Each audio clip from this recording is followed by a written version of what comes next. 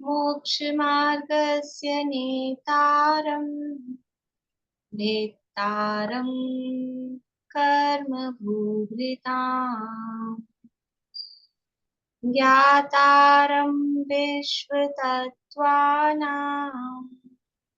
वन्दे तद्गुणलाभै वन्दे तद्गुणलाभै मोक्ष मार्ग के नेता एवं कर्म पर्वतों के भेदक और विश्व के सब तत्वों के ज्ञायक चेतन संवेदक सद्गुण आप समान प्राप्त हो यही भावना भाकर देव विनय पूर्वक करूं वंदना बारंबार जिनेश्वर देव बारंबार जिनेश्वर देव।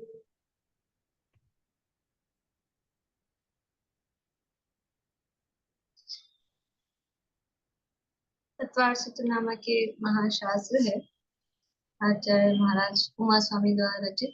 इसके तीसरे अध्याय की चर्चा हमने प्रारंभ की है और इस तीसरे अध्याय में क्या वर्णन चल रहा है? वर्णन चल रहा है जीव तत्व का। 7 तत्वों का वर्णन है 10 अध्याय में, तो जीव तत्व का वर्णन यहाँ चल रहा है और जीव के संसार अवस्था में जीव की क्या स्थिति रहती है वो सारा वर्णन दूसरे अध्याय में करने के बाद में अब शिष्य को ये जिज्ञासा है कि वो जीव रहता कहाँ है, ये जीव कहाँ पाए जाते हैं। जिस जीव के स्वरूप आपने बताया है ये जीव कहाँ पाए जाते हैं, तो उन जीवों के रहने का स्थान वो लोक है। जीव लोक में ही पाया जाता है। यदि हमें जीव को ढूंढना है तो कहाँ जाए? या लोक में मत जाना, लोक में ही पाया जाता। अब फिर वो लोक कितने हैं कि वो 3 लोक हैं और फिर कहाँ कहाँ कैसी कैसे व्यवस्था है वो सारी चर्चा यहाँ पर चल रही है। थोड़ा लोक का भौगोलिक स्वरूप रचनात्मक स्वरूप यहाँ पर बताया जा रहा है। तो उसमें से हम अधोलोक का प्रकरण हमारा चल रहा है। अधोलोक में क्या है कि अधोलोक का ऊंचाई कितनी है अधोलोक की? 7 राजू। 7 राजू ऊंचा है, 7 राजू ही गहरा है और चौड़ाई चौड़ाई तल में 7 राजू और ऊपर की तरफ मध्यलोक की तरफ 1 राजू। और ऐसा करके कल अपन ने उसका एरिया निकाला था, घनफल निकाला था, तो 196 घन राजू अधोलोक का पूरा एरिया है। और अधोलोक में क्या है? अधोलोक में क्या है मुख्य रूप से जब भी पूछा जाएगा तो अधोलोक में 7 नरक पृथ्वियां हैं या 7 पृथ्वियां हैं। क्या है अधोलोक में? 7 पृथ्वियां हैं। क्या क्या नाम है उन पृथ्वियों के? कल जिन्होंने सुना दिए नाम वो रहने में, जिन्होंने नहीं सुनाए हैं बोलिए पुष्पा जी।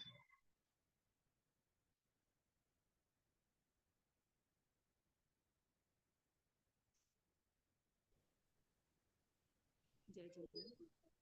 रत्न प्रभा, शर्करा प्रभा, बालुका प्रभा, पंख प्रभा, तम प्रभा, धूम प्रभा, महातम प्रभा। थोड़ा क्रम गड़बड़ हो गया, पहले धूम प्रभा फिर तम प्रभा तम प्रभा महातम प्रभा।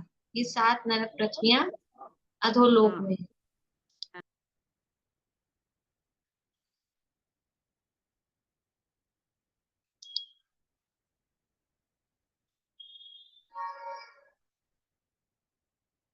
बोलिए उषा जी।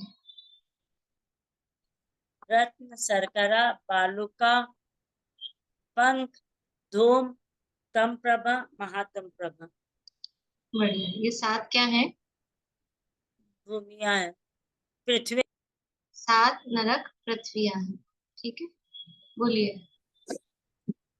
रत्न प्रभा, शर्करा प्रभा, बालुका प्रभा, पंख प्रभा, धूम प्रभा, तम प्रभा, महातम प्रभा। ये 7 नरक पृथ्वियां अधोलोक में कैसे हैं ये 7 नरक पृथ्वियां अधोलोक में किस तरह से हैं? बोलिए सारी का जवाब।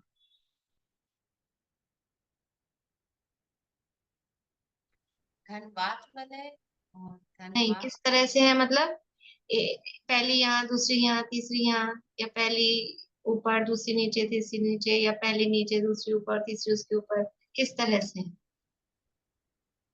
पहले रत्न प्रभा है, फिर शर्करा। मतलब उसके नीचे। हाँ, ठीक है, तो ये नरक पृथ्वियां कैसे हैं? एक के नीचे एक हैं। अधो अधः शब्द दिया था सूत्र में। ये नरक पृथ्वियां एक के नीचे एक हैं। ठीक है, इन पृथ्वियों में जो पहली रत्न प्रभा पृथ्वी है उसकी मोटाई कितनी है लतेश जी? 1,84,000 योजन। फिर से बोलिए। 1,00,000 1,84,000 योजन। 1,80,000 योजन।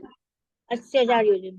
पहली और जिसमें 16,000 की, दूसरी 48 और तीसरी 80।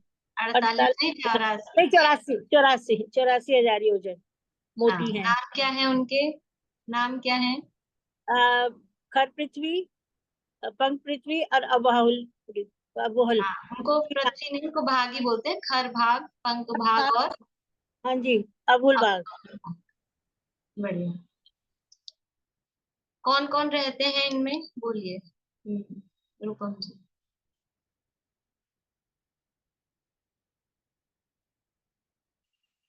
नहीं ख्याल अभी? चलिए पद्मा जी बोलिए। खर भाग में तो 9 प्रकार के भवनवासी और 7 प्रकार के व्यंतरवासी, और पंख भाग में है ना असुर कुमार और राक्षस जाति के देव रहते हैं। हाँ, और अब बहुल भाग में नरक नारकी रहते हैं। नारकी रहते हैं। पहला नरक जो है वो पूरी रत्न प्रभा पृथ्वी पहला नरक नहीं है। ठीक है, खर और पंख भाग को छोड़ के जो तीसरा बहुल भाग है वो वहां से पहला नरक शुरू होता है। ठीक है, जो पहली रत्न प्रभा का जो खर भाग है 16,000 योजन मोटा, उसके भी कितने पार्ट्स हैं? 16,000 योजन मोटा जो खर भाग है उसके भी कितने पार्ट्स हैं? बोलिए वर्षा अभी। उसके भी 16 भाग है। पहला भाग 1,000 योजन का है और उसको चित्रा पृथ्वी है। पहला भाग 1,000 योजन का है, बाकी भाग नहीं नहीं, 16, हाँ 12 सारे 1,000 योजन के हैं सारे सारे। सारे 1,000 योजन की वहां पर हाँ 16 पृथ्वियां हैं। हाँ। और ठीक है, पहली जो चित्रा पृथ्वी है उसकी क्या क्या विशेषताएं हैं? बोलिए अनुज।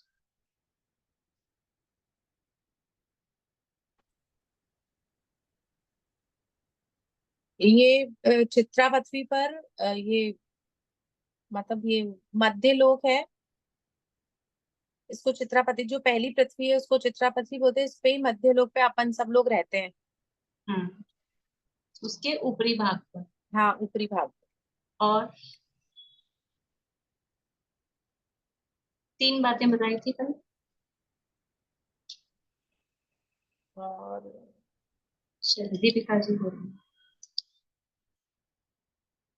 तो इस सुमेरु पर्वत की जड़ वहां तक है और सभी पर्वतों की जड़ वहां तक आती है। उसमें रत्न वगैरह सब उसी पृथ्वी पर है जो जीव को अपने पुण्य के प्रमाण से मिलते हैं। और क्या, यही है, उसमें पाताल भी उसी पृथ्वी पर है जो। हाँ, बढ़िया। यानी पहली बात तो ये है कि जो चित्रा पृथ्वी है इसके ऊपरी सतह पर ही हम लोग, ये जो मध्य लोक है हमारा, हम जहाँ रहते हैं, ये चित्रा पृथ्वी की ऊपरी सतह ही है। और मध्य लोक में जितने भी पर्वत हैं उनकी जड़, उनकी नींव, और जितने भी समुद्र हैं उनके जो डेप्थ है वो सब इस चित्रा पृथ्वी में ही है। और इस चित्रा पृथ्वी का नाम चित्रा क्यों है? क्योंकि इसमें अनेक प्रकार के रत्न, मिट्टी, पत्थर आदि इसके अंदर हैं। तो वो जब भी यहाँ खुदाई वुदाई करते हैं तो वो जो मिलते हैं सबको अपने पुण्य प्रमाण वो प्राप्त होते हैं। ऐसी ये पहली चित्रा पृथ्वी है। इसके बाद में और फिर 15 पृथ्वियां और हैं, उनके सबकी डिटेल अपने को जानने से कोई प्रयोजन नहीं है। और एक बात बोलिए। मैम ये अधोलोक में अपन थोड़ी रहेंगे यहाँ पे, ये चित्रा पृथ्वी पे। सुना नहीं आपने ध्यान से? हमने नहीं कहा चित्रा पृथ्वी के अंदर रहते हैं, हमने कहा है चित्रा पृथ्वी की ऊपरी सतह पर रहते हैं। हाँ, तो उस जो हमारी सरफेस है वो क्या है, हम चित्रा पृथ्वी के अंदर नहीं रहते, उसके ऊपर रहते हैं। ठीक है, ये इतनी मोटी चित्रा ऊपर पृथ्वी वाली है, सतह पर। तो यहाँ ऊपर हम रहते हैं। ठीक है, ठीक। बोलिए सुनीता आंटी। हाँ, एक सैला पृथ्वी है ना जो 1000 योजन मोटी है, उसमें कौन रहता है? सैला कौन रहता पृथ्वी है? लिखवाई थी। शैला मैंने कुछ लिखवाया नहीं, मैंने मना ही किया था, आप लोग नाम मत लिखना है। मैंने तो खाली बोल के सुनाया था। मैंने मना भी कर दिया था, ये नाम लिखने नहीं है आप लोगों को, खाली सुन लीजिए। एक 1000 योजन ऊपर की, 1000 योजन की चित्रा पृथ्वी, और जो लास्ट वाली 1000 योजन की है उसको छोड़कर बीच के 14000 योजन में, यानी बाकी के जो एरिया है उसमें भवनवासी और व्यंतर देव रहते हैं। ये बात हुई थी, बस इतना इसमें अपने को जानना है कि भवनवासी और व्यंतर देव कहाँ रहते हैं, जो खर भाग में।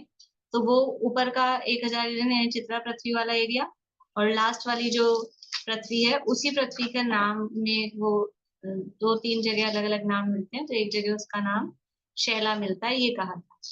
लास्ट वाली जो पृथ्वी है श्लोक 7 में उसका नाम शैला है, तिलोई पन्नती में पाषाण है, हरिवंश पुराण में बहुशिला में है, तो अलग अलग नाम है। उस नाम से कोई मतलब नहीं, कंफ्यूज होंगे, बस लास्ट याद रख लीजिए, लास्ट वाला जो पार्ट है 1000 योजन का वो, और ऊपर का 1000 योजन छोड़ के बीच के पार्ट में भवनवासी और व्यंतर जाति के देव रहते हैं। पंख भाग में असुर कुमार और राक्षस जाति के देव रहते हैं, और अपर भाग से फिर नरक चालू होता है। इसके बाद में जो आगे की पृथ्वियां हैं, ये रत्न प्रभा पृथ्वी की चर्चा हुई। अब आगे की जो पृथ्वियां हैं उनकी भी मोटाई यहाँ दी है, पेज नंबर 139 है तत्वार्थ मणि प्रदीप में, यहीं से पढ़ते हैं। दूसरी भूमि कौन सी है? शर्करा प्रभा, वो 32,000 योजन मोटी है। तीसरी भूमि 28,000 योजन मोटी है। चौथी भूमि 24,000 योजन मोटी है। पांचवी भूमि 20,000 योजन मोटी है। देखिए, याद करने के लिए कुछ क्लू मिल रहा है आपको। 32 से स्टार्ट किया, फिर 4 कम किए 28, फिर 4 कम किए 24, फिर 4 कम किए 20, ऐसा। छठी भूमि 16,000 योजन मोटी है, 20 में से 4 कम किए 16। और सातवीं भूमि वो 8,000 योजन मोटी है, तो यहाँ 4 कम नहीं किए हैं, वहाँ 16 में से 8 या आधा ही किया है, तो थोड़ा सा ट्रिक से मतलब अपन याद रख सकते हैं। तो बाकी ये सातों पृथ्वियों की मोटाई यहाँ बताई है। पहली तो इतनी मोटी है 1,80,000 योजन मोटी, और उसके बाद में फिर 32,000, 28,000, 24,000, 20,000, 16,000 और 8,000 योजन मोटी है। ये सातों भूमियां घनोदधि वातवलय, घन वातवलय और तनु वातवलय और आकाश के आधार से स्थित है। अर्थात सभी भूमियां घनोदधि वातवलय के आधार से स्थित हैं। घनोदधि वातवलय घन वातवलय के आधार से स्थित है। घन वातवलय तनु वातवलय के आधार से स्थित है, और तनु वातवलय आकाश के आधार से स्थित है। और आकाश किसके आधार से स्थित है? कि आकाश स्वयं के आधार से स्थित है।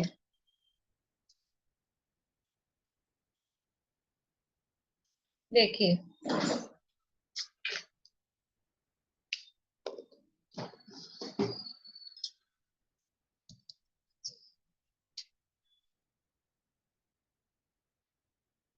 ये अधोलोक है, ये है चित्रा पृथ्वी का ऊपरी भाग। कविता जी, ये समझ लीजिए, ये चित्रा पृथ्वी है, इतनी मोटी, ये इतनी मोटी चित्रा पृथ्वी है 1000 योजन की। तो हम कहाँ रहते हैं? मध्यलोक है यहाँ ऊपर, हम इसके अंदर नहीं रहते, यहाँ ऊपर रहते हैं। ठीक है, चित्रा पृथ्वी के ऊपरी भाग पर हम रहते हैं। ये इसी को अपन मान लेते हैं, ये रत्न प्रभा है, फिर ये शर्करा प्रभा, ये बालुका प्रभा, ये पंख प्रभा, तो ये पूरी रत्न प्रभा पृथ्वी। फिर ये शर्करा प्रभा, ऐसे। तो ये क्या कह रहे हैं यहाँ पर कि ये सभी भूमियां, सातों ही भूमियां वात वलयों के आधार पर स्थित हैं। तो ये थोड़ा बताने के लिए इनको हटाती हूँ।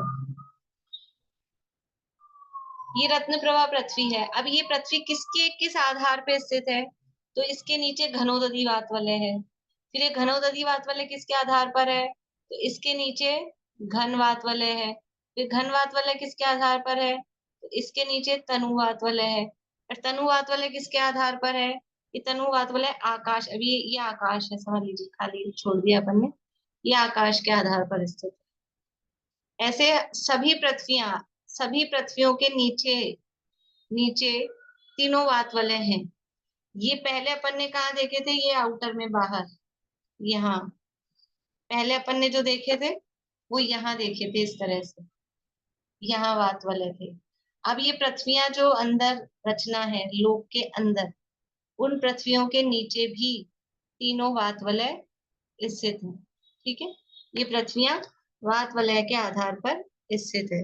देखिए चित्र में होता है तो चित्र में दिखाते हैं।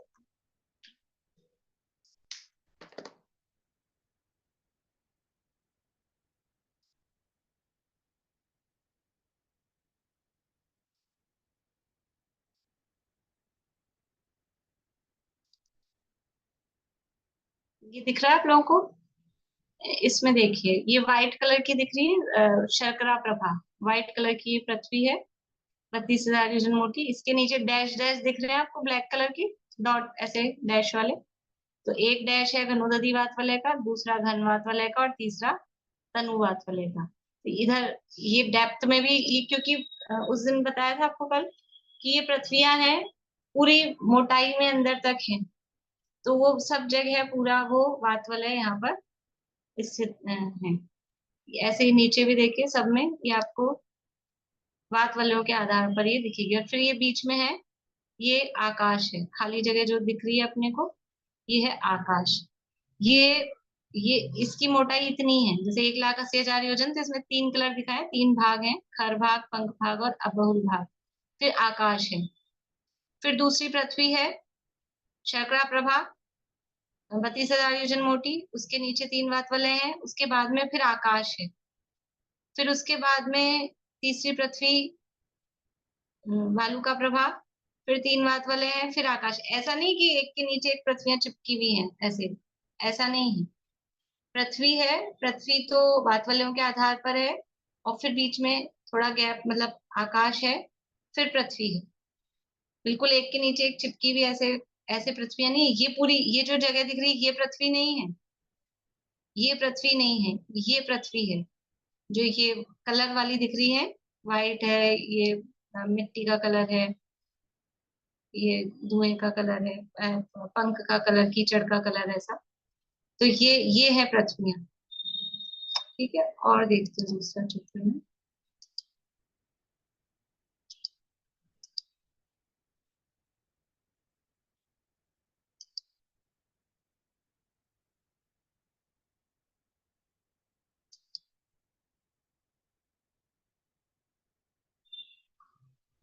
ये देखिए, ये इसमें दिख पा रहा है आप लोगों को? ये 3D है, लेकिन इसमें ये गैप दिख रहा है। ये जो कलर है ना, बालू का प्रभाकर से एक कलर दिख रहा है, ये तो है पृथ्वी, इसकी मोटाई की। और ये बीच में फिर यहाँ गैप है, ये आकाश है। और ये 3 कलर दिख रहे हैं, ये तीनों वात वलयों के। ठीक है, जो बीच में आकाश खाली रहता है, मतलब आकाश या क्या? हाँ खाली है ना, खाली खाली है रहता है बीच में। हाँ, ये पहली पृथ्वी के नीचे वात वलय नहीं है? है ना, पहली के नीचे भी वात वलय है। कहाँ है? ये देखिए, पहली दूसरी दोनों पृथ्वियां पहले एक राजू में ही है। हाँ, ये पहली और दूसरी दोनों है ना, ये पूरी, ये तो पहली तो वो अपनी अपनी वाली आ गई ना, अपनी मोटाई, मतलब चित्रा पृथ्वी वाली। तो हाँ, लेकिन पहला तो ये हाँ, पहला नरक तो है ही ना उसमें। हाँ पहला नरक उसमें है, लेकिन वो उसके नीचे वात वलय नहीं है। एक राजू में स्थित है वो। हाँ, हाँ, ठीक बात। बोलिए आशा। वो मंदिर भी दिखा देते। मंदिर की अभी मिली नहीं मुझे, वो देखी नहीं मैंने फोटो, तो दिखाएंगे। ये वात वलय के कितनी वो मोटाई कितनी बताएंगे वात वलय का? बात वाले की मोटाई 20-20 हजार योजन है, मैं देख के बताती हूँ अपना कर।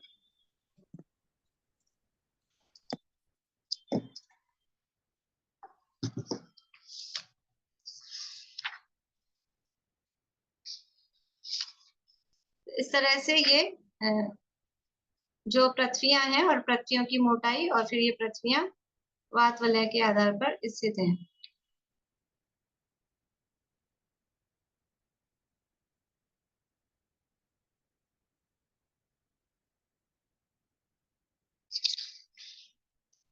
अब देखिए दूसरा सूत्र पढ़ते हैं अपन।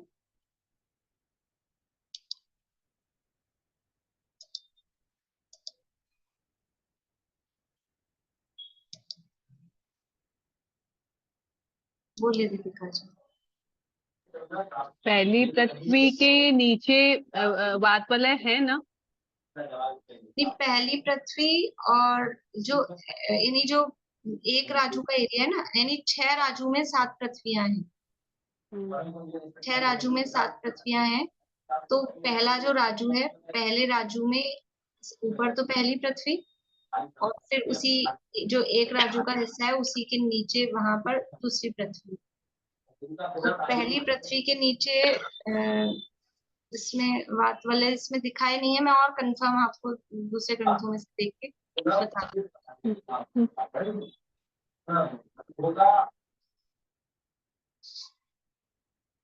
देखिए अभी अपन सूत्र पढ़ते हैं।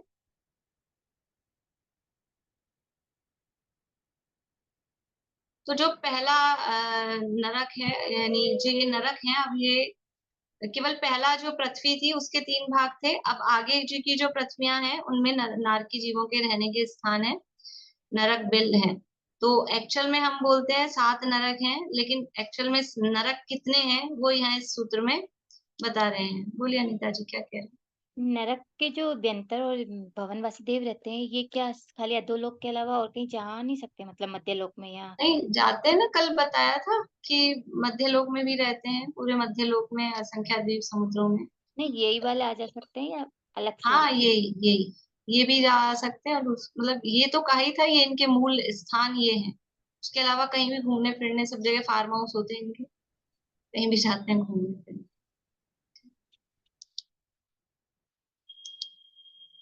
देखिए सूत्र पढ़ते हैं। दीपिका जी आप बोलिएगा पीछे। जिस प्रकार देवों के रहने के स्थान के रूप में ऊर्ध्वलोक में, डिस्टरबेंस आ रहा है आपके यहाँ से।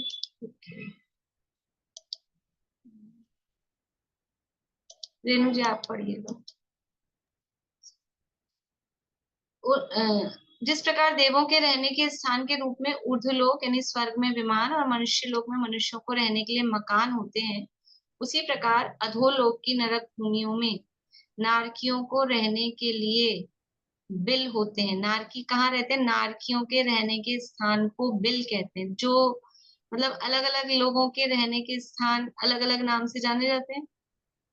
जैसे कोई बंगले में रहता है, कोई कोठी में रहता है, कोई फ्लैट में रहता है ना, कोई झोपड़ी में रहता है, सबके अलग अलग नाम होते हैं। तो नारकियों के जो रहने के स्थान है उनको बोलते हैं बिल।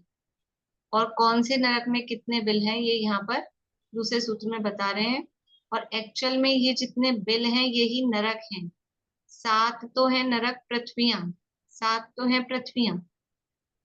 और वो इतना फेमस हो गया कि हम जब भी पूछेंगे नरक कितने हैं तो यही चलता है कि नरक 7 हैं। लेकिन एक्चुअल में नरक कितने हैं वो यहाँ पे मूल में आचार्य देव ने शब्द दिया है नरक। देखिए पढ़ते हैं अपन। तासु त्रिंशत् पंचविंशति पंचदश दश त्रि पंचोनेक नरक शत सहस्राणि नरक सत सहस्राणि पंच चैव यथाक्रमम् पंच चैव यथाक्रमम् तासु त्रिंशत् पंचविंशति पंचदश दश त्रि पंचोनेक नरक शत सहस्राणि पंच चैव यथाक्रमम् तासु त्रिंशत् पंचविंशति पंचदश दश त्रिपंचोनैक नरक सत सहस्राणि पंच चैव यथाक्रमम् तासु तासु यानी उनमें, किनमें कि जिनमें पीछे जिनकी चर्चा की थी 7 पृथ्वियों की, उनमें। त्रिंशत त्रिंशत यानी 30। पंचविंशति मैंने बिल्कुल वही जो शब्द है वैसे ही तोड़ के बुलवाया था, अभी वैसे ही तोड़ के बोला है। आप लोगों को भी वैसे ही बोलना है, ऐसा नहीं करना है त्रिंशत पंच इधर कर दें, फिर विंशति पंच इधर कर दें, फिर दश दश एक साथ कर दें, ऐसा नहीं है, ठीक है ना। पंचदश एक शब्द है, 10 अलग शब्द है, पंचविंशति एक शब्द है, तो उसके हिसाब से बोले प्रोनाउंसिएशन में। त्रिंशत यानी 30, पंचविंशति यानी 25, पंचदश यानी 15, 10 यानी 10, त्रि यानी 3, पंचोनेक पंच ऊन एक, पंच यानी 5, ऊन यानी कम, एक यानी एक में 5 कम, एक में से 5 कैसे कम करेंगे, तो ये सब अभी जो बोले ना अपन ने, उसके आगे एक लिख कह रहे हैं शत सहस्त्राणी। शत यानी 100, सहस्त्राणी यानी 1000, 100,000, 100,000 यानी कितने होते हैं, 100,000 कितना होगा, 100,000 कितना होगा, एक उंगली दिखा रहे हैं सब। में 1 लाख। 1 लाख, ठीक है ना। 100 गुणा 1000, 100 को 1000 से गुणा करो तो 1 लाख। तो ये सब जो बोले ना अपन ने 30, 25, 15, 10, 3, इनसे इन सबके साथ क्या लगाना है, शत सहस्राणी। त्रिंशत शत सहस्राणी यानी 30 लाख, 25 लाख। देखिए क्या कह रहे हैं इसमें, तासु त्रिंशत शत सहस्राणी, पंचविंशति शत सहस्राणी, पंचदश शत सहस्राणी, 10 शत सहस्राणी, फिर त्रि शत सहस्राणी और पंच ऊन एक शत सहस्राणी। तो पहले नरक में यानी पहली नरक पृथ्वी में 30 लाख, दूसरी में 25 लाख, तीसरी में 15 लाख, चौथी में 10 लाख, पांचवी में 3 लाख और छठी में 5 कम 1 लाख, पंचोनेक। 5 कम 1 लाख नरक हैं। और फिर सातवीं में कहाँ रह गए, तो सातवीं में है पंच च एव, सातवीं में कितने हैं, 5 ही, और च यानी और, एव यानी ही, पंच यानी 5, यथाक्रमम यानी क्रम से लगाना, तासु यानी उन पृथ्वियों में, यथाक्रमम क्रम से लगाना, बीच में शब्द दिया है नरक, इतने इतने नरक, क्रम से लगाना। तो त्रिंशत यानी 30 लाख, 25 लाख, 15 लाख, 10 लाख, 3 लाख, 1 लाख में 5 कम यानी 99,995 लाख, नहीं लाख नहीं, 99,995। और सातवें नरक पृथ्वी में 5 क्या है, नरक हैं। नरक शब्द या बिल शब्द दिया है कहीं सूत्र में, मूल सूत्र में बिल है कहीं, बिल शब्द आया कहीं, शब्द दिया है नरक, कि उन नरक उन पृथ्वियों में इतने नरक हैं। अब वो हमको क्योंकि 7 नरक की आदत है, इसलिए उसके आगे उतने ही बिल भी हैं, तो इसलिए वो बिल शब्द हम इसको बोलते हैं। देखिए किसी को सूत्र में कोई शब्दों में समस्या है, समझ में आ गए सब शब्दों के, देखिए अर्थ देखिए।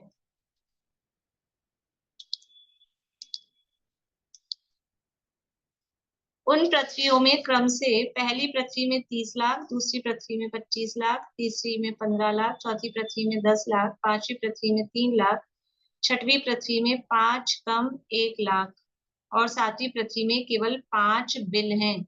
इस प्रकार कुल यहाँ टोटल करके बता दिया है, कुल 84 लाख 84 लैक्स बिल हैं। कुल कितने बिल हैं नरक के, 84 लाख।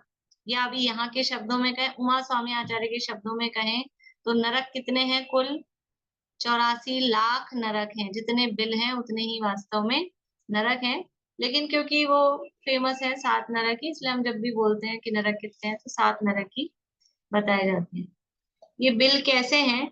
ये बिल जमीन में गड़े हुए ढोल की पोल के समान है और गोल, चौकोन, त्रिकोण, षटकोण, अष्टकोण आदि अनेक प्रकार के होते हैं। बिल किसे कहते हैं? बिल किसके रहने के स्थान को बिल कहते हैं? चूहे के, सांप के, चींटियों के, वो बिल कहे जाते हैं ना। तो कहाँ होते हैं वो बिल? जमीन के जो अंदर होते हैं, जो जमीन के अंदर बने हुए होते हैं उनको बिल कहते हैं। तो ये जो नारकियों के रहने के स्थान है, ये कहाँ है? जमीन के अंदर। अपनी भूमि है, अपनी धरती के नीचे अंदर, और जो बने हुए हैं वो भी इसी तरह से कि जो वो पृथ्वियां हैं, उन पृथ्वियों में इस तरह से क्योंकि अधोअधय हैं। अब जब भी कोई किसी सारी यहाँ इसमें अपन चर्चा करेंगे कि नारकी किस तरह से जन्म लेते हैं, तो वो उनकी जो जन्म के स्थान है वो ऊपर से नीचे जाते हैं, ऊपर की तरफ जन्म होता है फिर नीचे गिरते हैं। तो ऐसे जैसे बिल होते हैं ना अंदर की तरफ, जमीन के अंदर की तरफ, ऐसे इनके रहने के स्थान है, इसलिए इनको बिल कहा जाता है। बोलिए रश्मि जी। ये पहली पृथ्वी में जो 30 लाख बिल बताए वो तीनों भाग के मिला के ना, खर भाग, पंख भाग और अब्बुल भाग। आप बताइए, खर भाग और पंख भाग में बिल हैं क्या? नहीं, उसमें तो 16 नहीं। तो फिर ये कौन सा तीसरे वाले में है क्या, नरक वाले में? हाँ, जो अभी जो ये नरक जब चालू हो रहा है वो कहाँ से हो रहा है? तीसरे वाले से। बहुल भाग से। तो 30 हाँ लाख हाँ बिल कहाँ है? जो 80,000 योजन का बहुल भाग है हाँ हाँ उसमें हाँ। ही ये 30 लाख बिल है। ठीक अच्छा है, चलो ठीक। हाँ। ठीक। देखिए, जो ये तीसरा बहुल भाग है, यानी जो पहला नरक है वास्तव में, उसमें बोलिए अनीता जी। इन नारकियों के भी शरीर होता है क्या, मतलब शेप या नारकियों के भी शरीर होते हैं क्या? शेप में? हाँ। तो बिना शरीर के रहेंगे कैसे? जीव संसार में बिना शरीर के कैसे रहेगा? आपने दूसरा अध्याय पढ़ा था, आप थे ना दूसरे अध्याय में? तो हमने वहां शरीरों की चर्चा की थी, और कोई शरीर बताया था कि देवों और नारकियों के होता है। होता है, कौन सा होता है? देवनार का नाम उत्पाद। वैक्रियक शरीर होता है ना, उत्पाद जन्म होता है, वैक्रियक शरीर होता है। बिना शरीर के संसारी जीव नहीं रहते। तो इनकी शेप कैसी क्या? शेप कैसी होती है? मुख्य रूप से तो ऐसे मनुष्याकार, जैसे अपने आकार होता है उसी तरह का आकार होता है। उसके अलावा फिर वो विक्रिया से विकृत जैसा भी बनाते हैं, पर आकार ऐसा होता है, लेकिन जो उनका रूप होता है वो रौद्र होता है, रंग काला और अंगोपांग सब डरावने, भयानक। वो सारी चर्चा अपन करेंगे भी। नरक, अब नरक, कल तो हमने यात्रा की थी, वंदना की थी। कितने जिनालयों की वंदना की थी कल? 7 करोड़ 8 करोड़। अच्छा, वो 72 लाख। 72 लाख। 7 करोड़ 72 लाख। अब क्या है कि अब नीचे पहुंच गए नरक में, तो अब नरक भी देखना पड़ेगा थोड़ा बहुत कैसा है। बोलिए बुआ, क्या कह रहे हैं? वो नारकी जीवों के ये मांस वगैरह ये रहता है। नहीं, वैक्रियक शरीर खून होता है। वैक्रियक शरीर होता है, तो मांस वगैरह उनके शरीर में नहीं होता है। तो ये कट के वापस जुड़ते हैं वापस, तो इनके पीड़ा तो होती होगी। पीड़ा होती है लेकिन मांस नहीं होता, मतलब वैक्रियक शरीर है। वैक्रियक वैक्रिक शरीर शरीर पिंड है रूप तो से होता है, उसमें खून, मांस, हड्डी वगैरह नहीं होती। पीड़ा होती है, कष्ट होता है, वो सब सब होता है, लेकिन अच्छा, मांस नहीं। नहीं होता खून वगैरह ये कुछ नहीं। हाँ, देखिए, तो ये जो अब्बाहुल भाग है, अब्बाहुल भाग में जो पहला नरक जहाँ है, तो हर नरक में क्या कहेंगे, मंजिलें हैं, उसको बोलते हैं पटल। नरकों में भी पटल हैं, और ऊपर ऊर्ध्वलोक में जो देवों के रहने के स्थान है, ऊर्ध्वलोक में भी पटल है। तो जो पहला नरक है अब्बाहुल भाग में, उस अब्बाहुल भाग में 13 पटल हैं। पहले नरक में, पहली जो पृथ्वी है उसके पहले नरक पृथ्वी में 13 पटल हैं।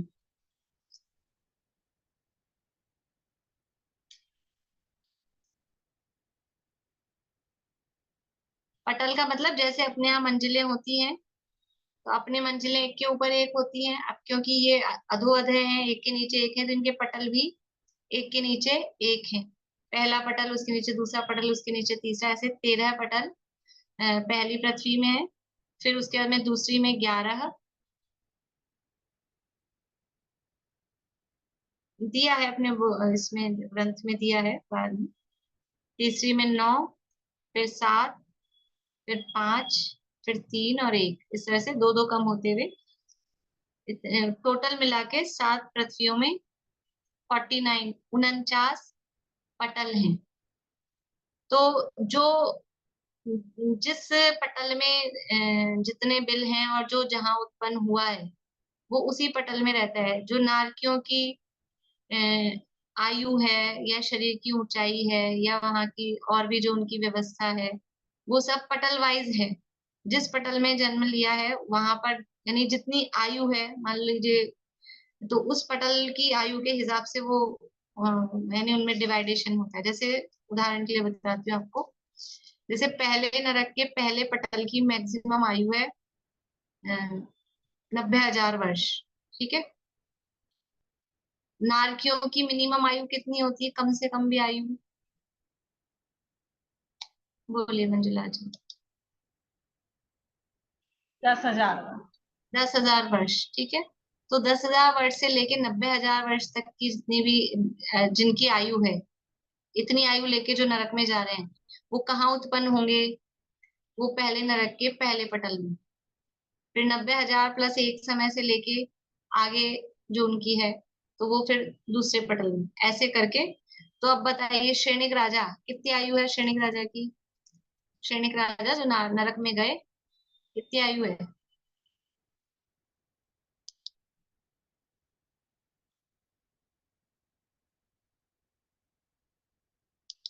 बोलिए रेखा जी। 10,000 वर्ष। नहीं, विनीता आंटी बोलिए। 84,000 वर्ष। 84,000 वर्ष। 84,000 वर्ष की उनकी आयु है। तो कहाँ पर हैं वो अभी? पहले नरक में, ये तो पता ही है, पहले पटल में, ठीक है। तो ऐसे पटल पटल के हिसाब से हाइट की भी और आयु की भी, वो सब पटल वाइज उनका डिवाइडेशन है। तो देखिएगा, चित्र दिखाती हूँ आपको मैं।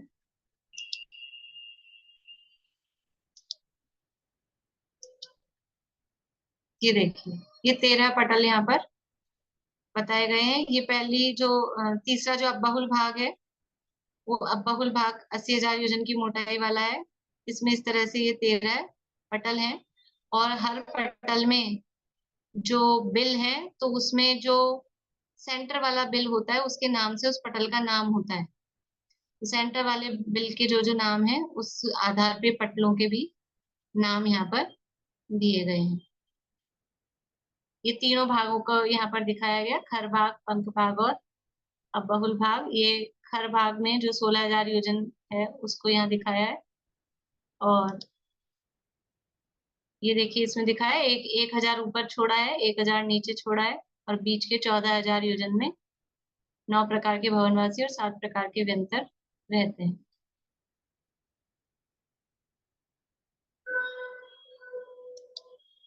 देखिए, अब ये जो बिल हैं, ये बिल कैसे हैं? ये हमने अभी पढ़ा था, जमीन में गड़े हुए ढोल की पोल के समान है, गोल, चौकोर, त्रिकोण, षटकोण अनेक प्रकार के होते हैं। और ये जो बिल हैं, ये बिल 3 प्रकार के होते हैं। नरक में जो बिल हैं, बिल 3 प्रकार के हैं। कौन 3 प्रकार के? मतलब रचना के हिसाब से, जो उनकी जहां पर उनकी लोकेशन है, जिस तरह से, उसके हिसाब से ये बताए गए हैं। एक तो है सबसे बीच में होता है, एक बिल है जो सबसे बीच में होता है, उसको बोलते हैं, बीच वाले को इंद्रक, सेंटर वाले को बोलते हैं इंद्रक, ठीक है। फिर है लाइन से ऐसे, तो इनको बोलते हैं श्रेणीबद्ध। लाइन से मतलब दिशाओं में, दिशा वाइज, इस तरह से दिशा वाइज। ये विदिशा में भी इस तरह से लाइन से। विदिशा समझते हैं? पूर्व, दक्षिण, पश्चिम, उत्तर, ये तो है दिशाएं।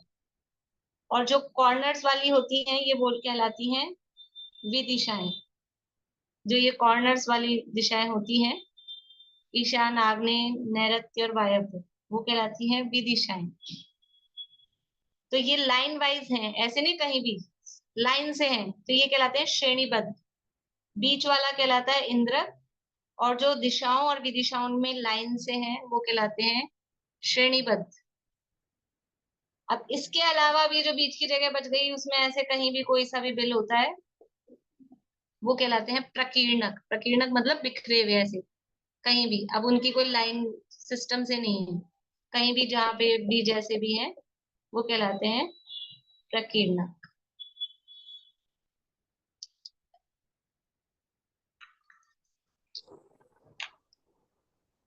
बोलिए चाचा जी। जय जिनेंद्र, मेरा ये बिल में कंफ्यूजन है। बिल का से अधर रहते हैं या कोई जमीन का सहारा है? कोई पोल है क्या बिल का मतलब, या धरती है अपनी जैसे धरतियां हैं? जो पृथ्वी है ना, पृथ्वी की मोटाई में ऐसे उस पृथ्वी की मोटाई में है। अच्छा। जितनी पृथ्वी है उस पृथ्वी की मोटाई में वो बने हुए हैं। मैं अभी चित्र दिखाती हूँ आपको, उससे थोड़ा समझ में आए।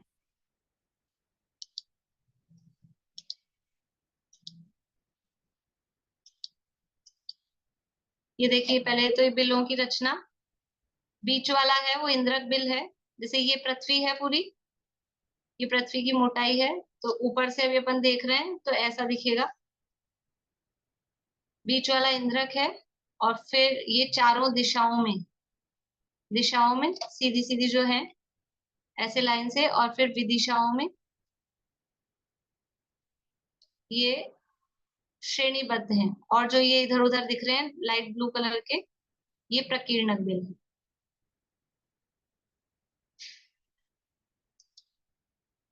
ये देखिए बिल किस तरह के होते हैं, इस तरह से ढोल की पोल के समान दिखा है यहाँ पे, जमीन में गड़े हुए। अभी इस तरह का कोई पोल है, उसको जमीन में गाड़ दिया, तो ये जितनी मोटाई है पृथ्वी की, उसमें ऐसे पृथ्वी की मोटाई में ये गड़े हुए हैं।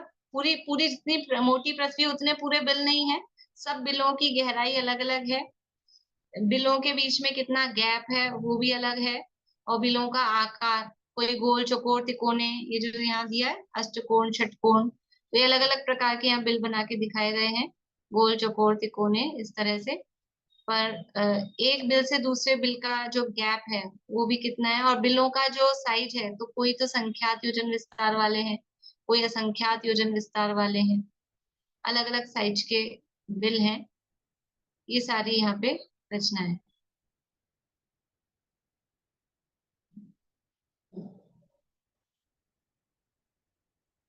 किसने नरक में जाके देखा है ये सब? नरक में जाके कौन नाप तोल करके आया था? कहीं जाने की जरूरत नहीं है। कौन सी शक्ति है? कहीं जाने की शक्ति नहीं, जरूरत नहीं है। सब यहीं बैठे बैठे, सर्वज्ञत्व नाम की शक्ति और वो सर्वज्ञपना जिनको प्रकट हुआ, ऐसे सर्वज्ञ परमात्मा ने अपने ज्ञान में देखकर ये सब बताया है, ये सारा ज्ञान। देखो, नरक को जाके अपने को दुख हो रहा है क्या? नरक के बिल जाने, अभी तो खैर अभी अपन बिल जान रहे, अब आज समय रहेगा तो ठीक है, नहीं तो कल अपन उनकी स्थिति भी देखेंगे, वहां होता क्या है, चलता क्या है वहां नरक में नारकियों का, तो वो उनके दुख देखेंगे, तो फिर हमको दुख हो रहा है क्या? और वहां की स्थिति परिस्थिति देख के हमको कोई कष्ट हो रहा है क्या? कि ज्ञान से कष्ट नहीं होता, ज्ञान करने में कष्ट नहीं होता, उसके साथ में जब अपना राग द्वेष जुड़ता है तो कष्ट होता है। बोलिए बुआ।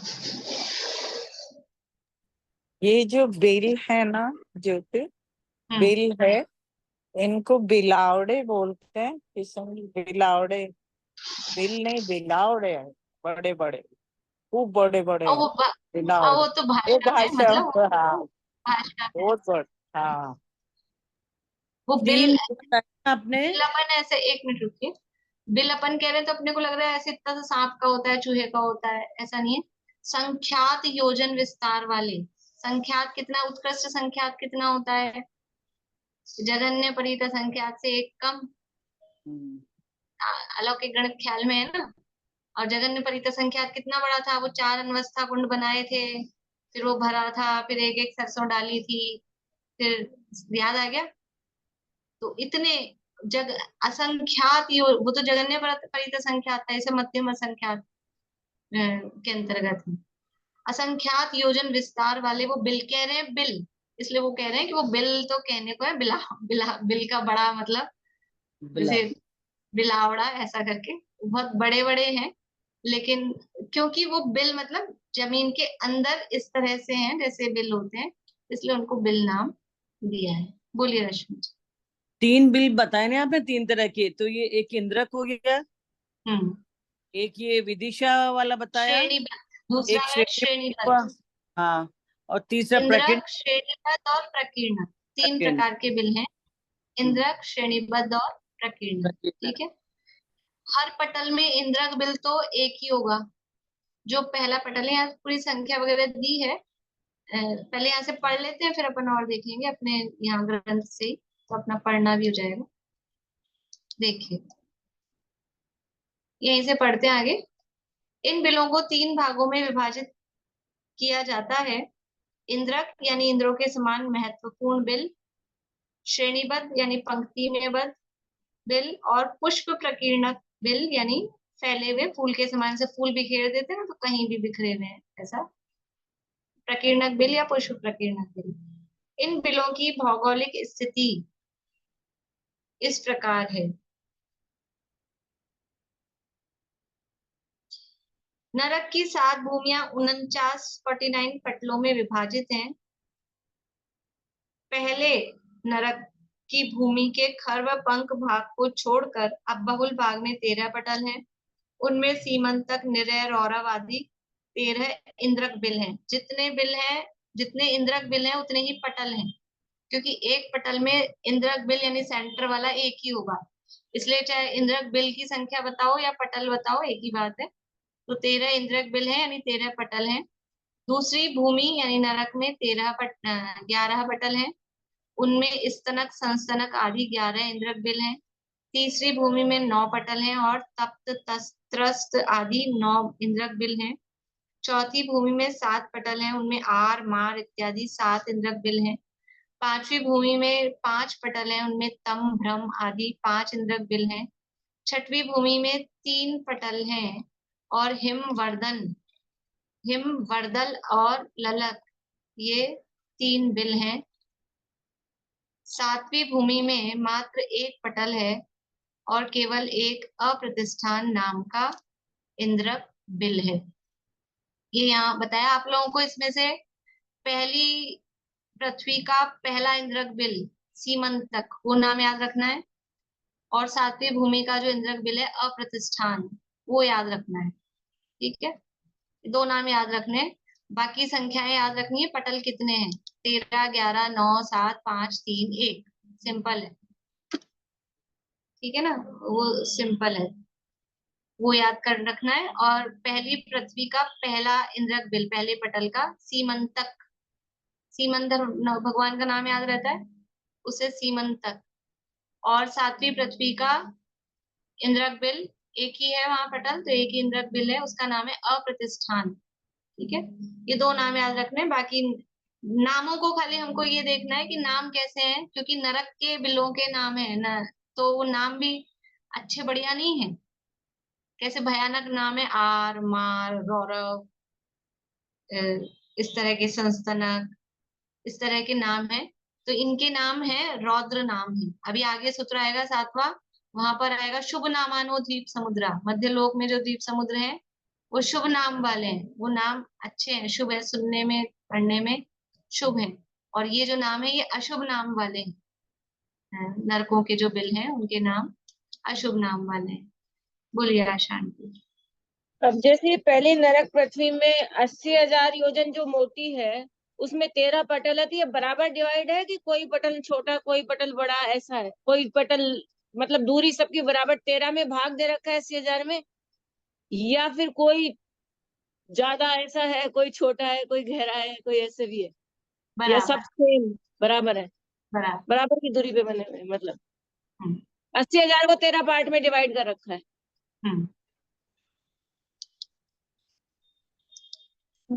तो अभी आपने जैसे अव्वल और भाग का 13वां पटल बताया, तो जो ये आयु बताई थी 10,000 वर्ष फिर उसकी हाँ 13 पटल इसी के बताए ना। तो हाँ। इसी में आपने आयु का भी बताया था कि मिनिमम 10,000 वर्ष है और अधिक से अधिक 90,000 वर्ष है। अधिक तो से ये अधिक 90,000 पहले पटल पहले पटल तो पहले मतलब पटल पूरे पूरे पूरे पहले नरक की तो एक सागर की है ना पहले नरक की, तो वो लास्ट वाले पटल में एक सागर की चाहिए। ठीक है, तो अभी अपन चर्चा करेंगे। आज काफी आधी अधूरी सी बातें हो गई है, अपने बीच बीच में प्रश्न ज्यादा हो गए तो मेरा लिंक थोड़ा ऐसा हो गया, आधी अधूरी बातें रही है। अभी अपन इतना ही रखते हैं। अब ये जो इनकी रचना है, कितने कितने बिल हैं किस किस में, वो कल करेंगे। मुझे सूत्र बुलवाना था एक्चुअल में, और अभी भी पूरे लोगों से बुलवाने में बहुत टाइम लग जाएगा। आधे लोगों से आज बुलवाती हूँ, फिर जिनका आज हो जाए वो कल मना कर दीजिएगा। आधे लोगों से कल बुलवाएंगे, ठीक है? अभी यही पूरा करते हैं इसको। अभी ये चर्चा अभी अधूरी सी है, कल इसको पूरा लेंगे अच्छे से वापस, ठीक है?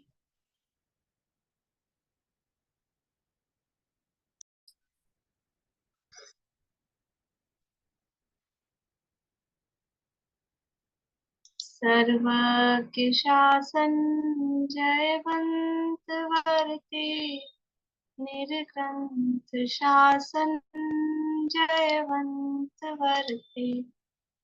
यही भाव अविचिन्न रहता है मन में, सर्वज्ञ शासन जयवंत वर्ते। निशंक निर्भय रहे हम सदा ही, हरे स्वप्न में भी न कुछ कामना हो। निरपेक्ष रह कर करे साधना नित, कभी ग्लानि भय या अनुत्साह न हो।